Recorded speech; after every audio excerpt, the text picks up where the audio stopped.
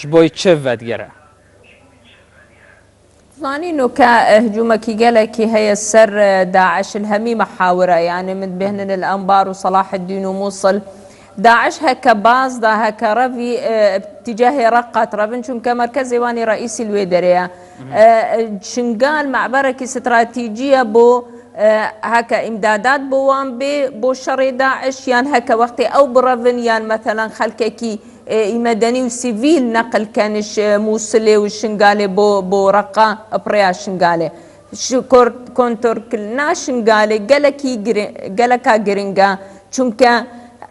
ام دي فيري سروان قطع كان هكا ابري السروان قطع بو ام دي حصارك السر داعش دين وكانوا يعني قالك هول بومتين اخبار بومتين الشنقالك او قالكي وضع ايواني خرافه ونظام شبكن كونتور كرنا شنقالي ودوروا بري الشنقالي جي ابدي يعني خطوك قالك يا جرينك هبي بو ام دي امدادات توان قطع كانوا شنو فيجا مسألة تحرير موصلي دي صناهي تربيتن باشا فيان خان يعني بحج في تكرن كو جالية الشلو وهروا جالية مفرقة حردان دين هذا فالفين داعش ج تلعفر برب الشنغالي ج سوريا يجي برب الشنغالي هاتنا قد كرن تاني رياوان پشتاوان دين هذا لبعاجة دكارن بوير ريا خود در باز بكن يعني بفي كي داعش جلك آليان و هاتية دور پیچ کرن يعني اف دور پیچا داعش دي بكار كاريگري سر پنگاوين کنترول کرنا ياخد اوپراسيونا کنترول کرنا موصلي جهبه وكم قلت يتنها الدو محاورة سيطرة السر هاتيا كيرن وقت السيطرة السر معبري حدودي كبو اشراق بوان تشتابين ابا هاتيا كنترول كيرن وبرخي الشبابي توحردانجي رخي بعاج ما بعاج وجزيرة او جي طبعا او حدودك فراوانة يعني احتمالا هندب صناهينا بيتن بس ابا طبعا خطوكا قلكا جرينجا بو حصر داعش الجهة معين وكات اللعفر وموصلي أو حصر ببنوان جهة وشنو طبعا تحالف الدولي وطيارات توان هجومي واني عسكري جوي طبعا دي قالك حسب استراتيجية حربي طبعا دي قالك مهم بو تمامتي شوان خلاص بين مشكلة ما القل داعش نا شركة يعني ساحكا شريل برشافي تهيا مشكلة قالك داعش خلكي وي منطقينا الناف خلكي خوخد ادفشارتينا اجبر هندي ازد بهنم يكش زحمة ترين شر بو بيش مرقا وبو خلكي ما او شري داعشة چونك قالكيش خلكي وي منطقي بشتفانيا داعش كانوا داعش فشر الناف خدا باشا وكو تبحج في كيكير يعني بشتي كنترول كرنا شنغالي دي بينغافين اوبراسيونا موصلة يعني بهساني بين هافتن يعني شبركو همو رين هاتنو تشويني لسروان دي بين قد كرن يعني جبر فيجي حكومة العراق تو آلي كاريك ياخد آلية سربازي و پیشکش کریه یا نه يعني جبركو اوجي سود منده بله براستي من شو معلوماتي توصانينا كقوتك مظن هبي أزبيجم أو قوة الشنغالي همي قوة ميت بيش مرقنا الويدرينا بس يعني أو ناكت كمثلا تقصيريك هي بيش مرقد دفاعي سر شنغالي كانوا شنغالي رزقار كان أبوي وقت يجي دي أبا مساعدة جيش عراقي وحشد الشعبي كسيطرة وكنترول السر موصلي بكان لازم تعاونك هبي اللي في هردو هيزت مظن حتى أم بكاربن همي عردي خورزقار كان شينا بين بيجن أبا مساعدة نكريا أمجي مساعدة وانك ناكن نخير كنجي موصل هاتا كنترول كرين وجيش عراقي وحشد الشعبي كارين خلاص كان أفا دي دعمك بو شنغالي حتى جارك هادي داعش شوي درينينا شنغالي وتشتكي ديجي قالكي جرينك هيمد في أس إشارة بدم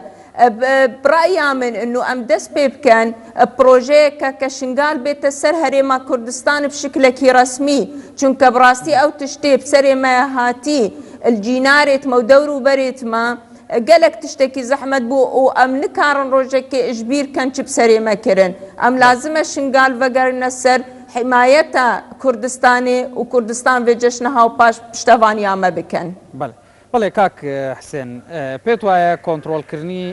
شنگال هەنگاوەکانی ئۆپراسیۆنی مووسڵ تا چەند ئاسانتر دەکات بەڕای جەنابتان؟ بە قەناعەتی ئێمە لە ڕۆژئاوای کوردستان نزیک هەفتەیەکە لەوێ لە باشووری حەسەکە هێرشێکی بەرفراوانەیە هێزی دیموکراتی سووریە دەستی پێ کردووە بێگومان ئەمش هەنگاوێکی باش بوو بۆی نزیکی سنووری عێراقەوە بوون لە خواری شنگالیشەوە بوون بێگومان ئەم سەرکەوتنەی لە ڕۆژئاوای کوردستانیش بێگومان پەنایەکە بۆ یا سەرکەوتنیەکە بۆ باشووری کوردستانیش بێگومان ئەو هەنگاوی کە ئیسە لە شنگال ماوە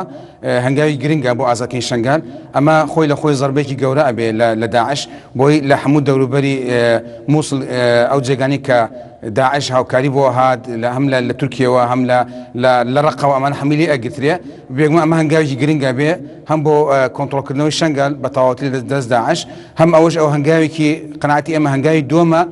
بۆ هەنگاو بەرەو ئازادکردنی یا کۆنتڕۆلکردنی مووسڵ بێگومان ئەو باردۆخی کە ئیسە لەوێ ناوچەکە هەیە وردەکارەکانی زۆر نازانین لەبەر ئەوەی زۆر کەنای ڕاگەیاندنی دەرەوەی دەسەڵات لەوێ نییە بەس بەقەناعەتی ئێمە ئەوەی دەرئەکەوێ یا ئەوەی باس ئەەکەی لە ڕاگەیاندنەکان بە تەلەفۆن و بۆماندێ هەنگاوێک باش نراوە داعش ناتوانێت مقاومێکی ئەو بکە بەرامبەر هەم هێزی گەریلە و هێزی پێشمەرگە ئەمە خۆی لە خۆی زەعیفی داعش لەو سنوور دەرئەکەوێ بۆیە بەقەناعەتی ئێمە داعش ڕۆژ بە ڕۆژ بەرەو لاوازی بەرەو پوچانەوە ئەچێ و بەرەو ئەوە ئەچێ کە ئێمە بتوانین زیاتر هێزی خۆمان تۆکمە بکەین بۆ بتوانین هێرشەکەمان خۆمان زیاتر بکەین چەندێک ئێمە بتوانین هێرش خۆمان زیاترکە بێگومان هەنگاوی ئازادکردنی ئەو جێگانەی کە کوردستانین یەک ئەتوانین کۆنتڕۆلی کەین لە داعش دووش هەنگاوی دووەم ئەوەیە کە ئێمە بتوانین لە زووترین دەمە بتوانین مووسڵیش لە داعش کۆنتڕۆڵکەین بۆی بەیەکجاری هەم لە باشووری کوردستان یا بڵێن لە عێراقشە هەم لە سووریەش بەرەو شکانەوە و بەرەو پوچانەوە ئاچێ هێزی داعش. باشە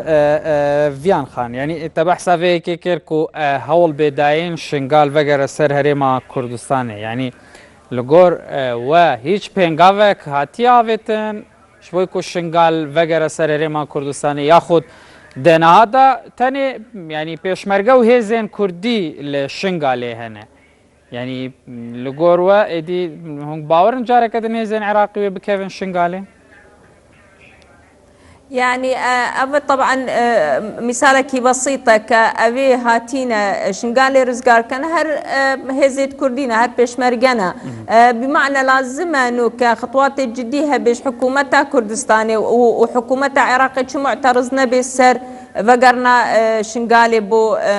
بو سر هريما كردستاني أبى بيهترش بين شخص صالة أم هر الهيفية بون كا مادة صدوش البيع تطبيق كرن بس ديارة هر تسويف هاتا كرن السر بس نو كتشو مجال تدانا بوچو كبراستي او بسري مهاتي چينا بديسا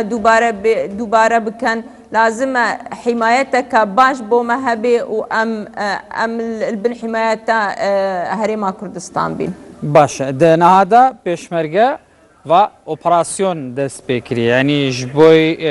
ئێزدیەن شنگالێ باشترین حیمایەت نینە یان باوەریە ئێزدیا هەنێکی ببورە دەنگێتە باش نەهات بەێ ینی دەنادا هێزێن پێشمەرگە ئۆپراسیۆن دەست پێکریەش بۆی کۆنتڕۆلکردنا شنگالێ ینی li gor êzdiyan ev baştirîn حیمایەت نینە یا خوشvêyekê ditirsin careke din eger şerek çê bibe wekî sê meha tebaxa sala borî careke dî pêşmerge wan cê bihêle yanî baweriyek çêbûye di nada navbera باشه بس از بحث أبى تشتكي جلكي مهمة وجرينجا بس أصبح ناحية قانونية كم وناحية إدارية چون كهتانو كشنقال إداريا تسر موصلية وتسر بغدايا هكا تبهني تشب سري شنقالي هاتبو بريجي ونوكجي تشب سري وهاتيا اجبر هندي امد بيجن وقر تسر هريما كردستاني إداريا جي وقانونيا جي وقر نسر إدارة كردستاني حتى أم بكاربن آفادان كرني بورا بكان شنقال اعتبار تكرن شنقال أفقر قضاء يعني قضاءك قلكي فقير والسر مستوى عراقي چونك تشو خزمت گزاري بو ترخانت كتشو موازنة جيبو نتهاتا دابين كرن في جنو كمد فيتن پشتی افکار ساتب سری مهاتی چین آبه دیسا دوباره بکن و دیسا چین آبه خلقی ما وگرن سروی فقیر و وی حالی و پشتی او تشتب سری وان هاتی بله ویان داخل پارلمانتار پارلمان عراق بغداد به مرابوی